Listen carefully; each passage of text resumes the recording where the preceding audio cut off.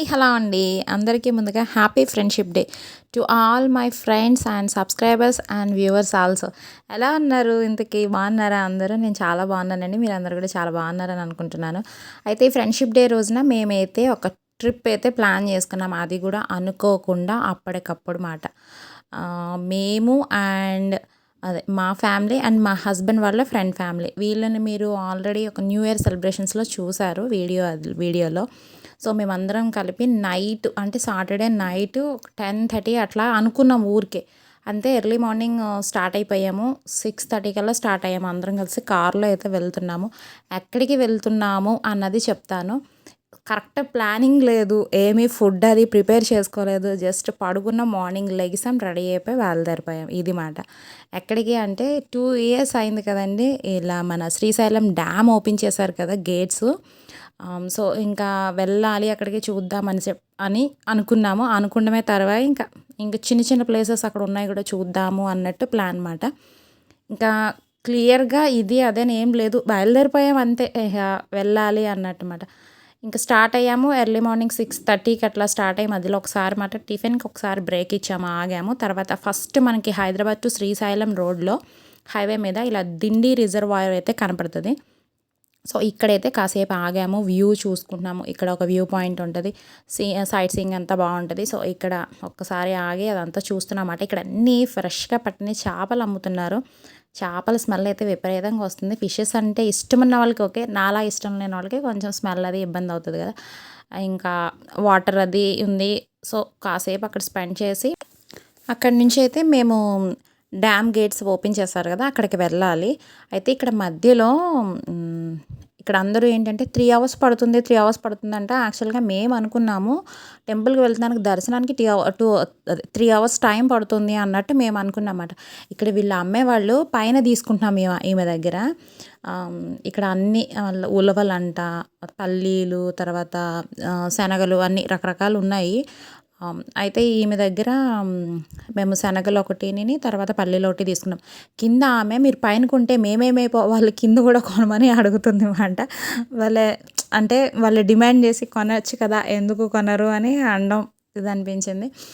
ఇక్కడ విపరీతమైన గాలి, అసలు ఫొటోస్కి అస్సలు కుదరలేదు. ఎందుకంటే జుట్టు బాగా ఎగిరిపోతుంది. ఫొటోస్కి అయితే అసలు ఇక్కడ ఒక్కటి కూడా ఫోటో అయితే తీసుకోలేదు నేనైతే, జస్ట్ వీడియో ఒక్కటే తీశాను.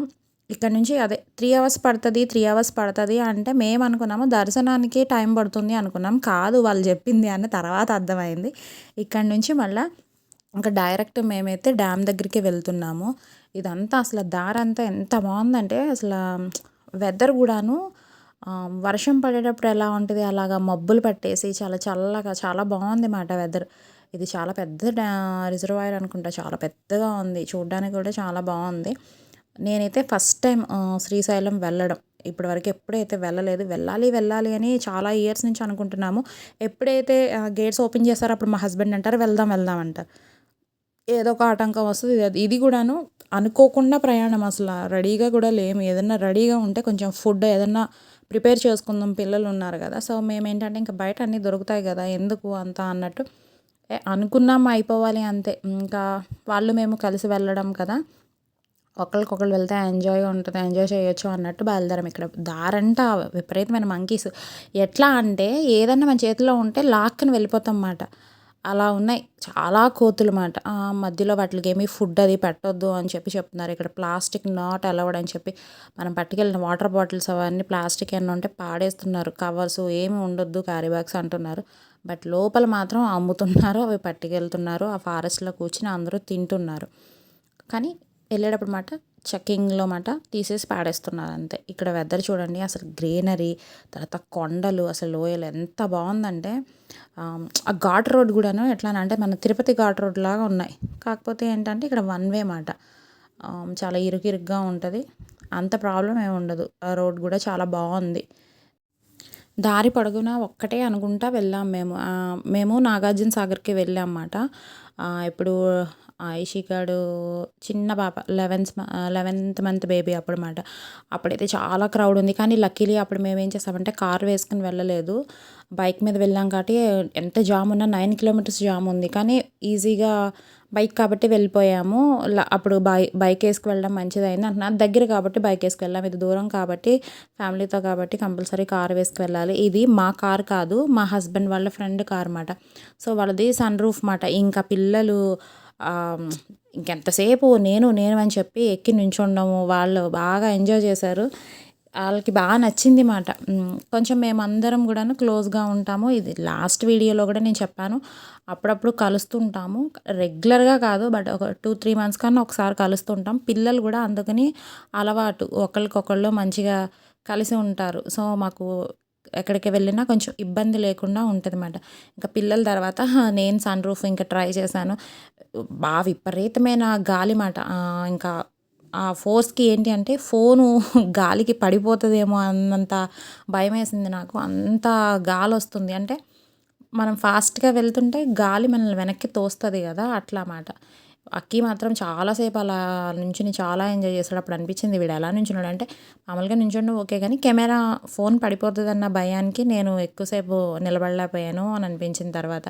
దారి పొడుగునా అయితే చాలామంది వీకెండ్ ఏమో అందరూ అక్కడికే వస్తున్నారు. విపరీతమైన క్రౌడ్ ఉంది. కార్లు అవన్నీ బాగా వస్తున్నాయి. అయితే పైన దర్శనానికి కూడా వెళ్ళి వచ్చేవాళ్ళు కూడా ఎదురు పడుతూ ఉన్నారు. బట్ మేమేమనుకున్నామంటే ఇంత ఏదో జామ్ ఎక్కువైపోద్ది, ఇలా క్రౌడ్ ఉంటది అన్నట్టు అసలు ఆ ఉద్దేశమే మాలో లేదు. మేము ఎంతసేపు ఏదో ఈజీగా మనకి వెళ్ళిపోతామన్న ఫీలింగ్‌లో ఉన్నామాట. అసలు ఎక్స్‌పెక్ట్ చేయలేదు. అట్లాంటి షాక్ తగిలింది మాకైతే. మేమైతే సాగర్‌కి వెళ్ళినప్పుడు అక్కి చిన్నవాడు వాడు ఆ క్రౌడ్‌లో మిస్ అయిపోయాడు. మిస్ అయిపోతే అసలు ఎంత టెన్షన్ అయ్యామో. లక్కీలీ వాడికి నా నెంబరు, మా హస్బెండ్ నెంబరు తెలుసు. అందులోనూ వాడు ఇంగ్లీష్ అండ్ హిందీ కూడా ఆ ఏజ్‌లో కూడా కమ్యూనికేట్ చేయగలిగేవాడు. సో అందు గురించి ప్రాబ్లమ్ అవ్వలేదు. అక్కడ పోలీస్ ఎవరో ఉంటే వాళ్ళ దగ్గరికి వెళ్ళి అంకుల్ నేను మిస్ అయ్యాను అని చెప్పి నా నెంబరు ఫోన్ చేస్తే నా నెంబరు కలవలేదు. సిగ్నల్ ఉండదు కదా అక్కడ. సేమ్ ఇక్కడ కూడా అంతే సిగ్నల్ ప్రాబ్లమ్. సో మా హస్బెండ్ నెంబర్కి ఫోన్ చేసి అట్లా ఈ లోపల తను వెతుక్కుంటా వెళ్ళి మొత్తానికి పిల్లోడైతే దొరికాడు.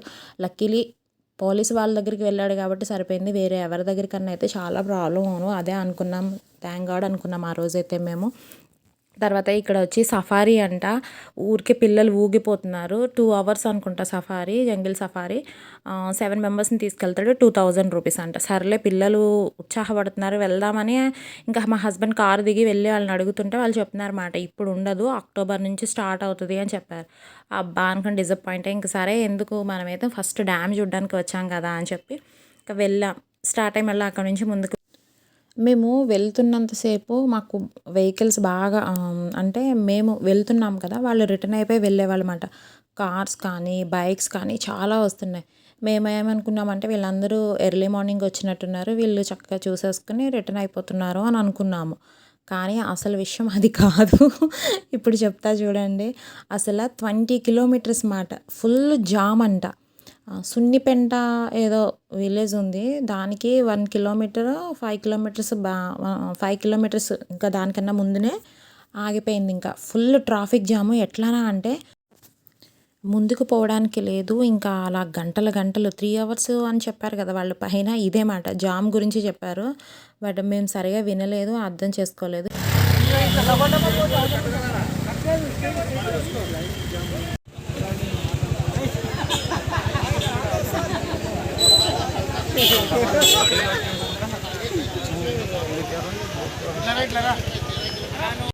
చూసారు కదా! ఇంక అందరూ ఏం చేస్తున్నారంటే కార్లు టర్న్ చేసుకొని బ్యాక్‌కి వెళ్ళిపోతున్నారన్నమాట.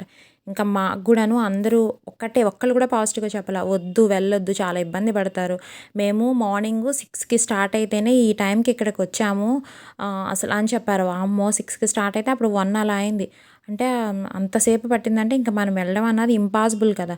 అందులోనూ ఫుడ్ అది దొరక్క చాలామంది అయితే పెట్రోల్ అయిపోయి, కార్లు పాడైపోయి అంతసేపు క్లచ్ ప్లేట్లు అవి తొక్కి యాక్సిలేటర్ అవి ఇంకా జామ్లో ఉండడం గురించి కార్లు ఖరాబ్ అయ్యి, తర్వాత ఫుడ్డు, వాటర్ లేక, పెట్రోల్ అయిపోయి చాలా ఇబ్బందులు పడ్డారు అందరూను. ఇంకా అదంతా చూసి బామ్మోయ్! వెళ్ళి చాలా ఇబ్బంది పడ్డం కన్నా బ్యాక్ అయిపోవడం బెటర్ అని చెప్పి మేము కూడా బ్యాక్ చేసుకుని ఇంకా రిటర్న్ అయిపోతున్నాము. ఇంకా చిన్న చిన్నవి ఉన్నాయి అక్కడ చూద్దామని. ఫస్ట్ అయితే అంతసేపు అంటే మేము ఎక్కువసేపు ఏం జామ్లో ఉండలేదు. బట్ అప్పటికే టైం చాలా అయింది కాబట్టి పిల్లలు ఆకలితో ఉన్నారు. మాకు కూడా చాలా ఆకలేస్తుంది. అప్పటికే టైం 1:30 అయిపోయింది. ఇంకా మేము ఫాస్ట్గా ఏది దొరికితే అది తినేయాలని ఫిక్స్ అయ్యాము. అక్కడ టూ మచ్ కాస్ట్ అంతా. ఎందుకంటే దొరకడం అవైలబుల్ అన్నీ ఉండవు. ఫుడ్ అది కొంచెం కాస్ట్లీగానే ఉంటుంది. సో అది కూడాను అందరూ ఇప్పుడు ఈ టైం క్రౌడ్ ఎక్కువైపోయి వాళ్ళు ఫుడ్ కూడాను నుంచోబెట్టి మనల్ని కుక్ చేస్తున్నారు. అలా ఉంది. అంతమంది జనం అయిపోయారు. ఇప్పుడు పైకి ఎక్కిన వాళ్ళు పైనుంచి కిందకు వస్తున్న వాళ్ళు, వెళ్తున్న వాళ్ళు, తర్వాత ఈ మధ్యలో జామ్లో భరించలేక రిటర్న్ అయిపోయిన వీళ్ళందరూ కూడా కదా ఎక్కువ మంది జనం అయిపోయి. మాకైతే లిటరల్లీ చెప్పాలంటే కొంచెం కర్డ్ దొరికినా చాలు మహాప్రసాదం రా బాబు అన్నట్టు ఉందన్నమాట. అంత ఆకలి మీద ఉన్నాము. అసలు అది పెరుగన్నమైనా పర్వాలేదు అన్న రేంజ్లో ఉన్నమాట. ఫుడ్ అయితే ఓకే ఇంకా ఆ టైంలో ఏది పెట్టినా మహాప్రసాదం. ఇంకా ఫుడ్ గురించి అయితే మాట్లాడదలుచుకోలేదు నేను. తర్వాత పిల్లలైతే హాయిగా తిని కాసేపు రిలాక్స్డ్గా ఆడుకుంటున్నారన్నమాట. వాళ్ళు ఆడుకుంటే అమ్మయ్య చాలు. పిల్లల ముందు నలగకూడదు. ఇట్లాంటి జర్నీలు చేసేటప్పుడు ఫస్ట్ ప్లానింగ్ ఉండాలి. మేము చేసిన మిస్టేక్ ఏంటంటే అప్పటికప్పుడు ఏదో అలా అనుకున్నాం కానీ అట్లా కాదు. ముందు రోజు నైట్కి అలా వెళ్ళిపోయి టెంపుల్ దగ్గరికి వెళ్ళిపోయి ఉండి టెంపుల్లో దర్శనం చేసుకుని నైట్ అక్కడ స్టే చేసేసి డైరెక్ట్ డ్యామ్కి వెళ్ళిపోయి ఉంటే ప్రాబ్లం ఉండేది కాదు. ఎవరైనా వెళ్ళాలంటే చక్కగా ప్లాన్ చేసుకోండి. ఇట్లా మాలా చేయొద్దు. ఆ ఆకలి మీద ఉండి అసలు అది ఏం రెస్టారెంట్ దగ్గర తిన్నానో కూడా నేను సరిగా వీడియో అది తీయలేదు. బట్ దాని పేరు వచ్చి నల్లమల్ల ఆహార్ రెస్టారెంట్. ఇక్కడ నుంచి కిందకు వస్తే వేరే ప్లేస్ ఉందన్నారు. అది చూసుకుందామని చెప్పి ఇంకా అక్కడ నుంచి అయితే స్టార్ట్ అయిపోయాము. నాన్న నాకు ఒకటివ్వా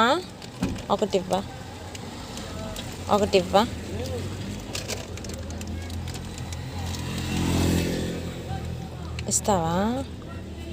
అమ్మో నువ్వు తినేసి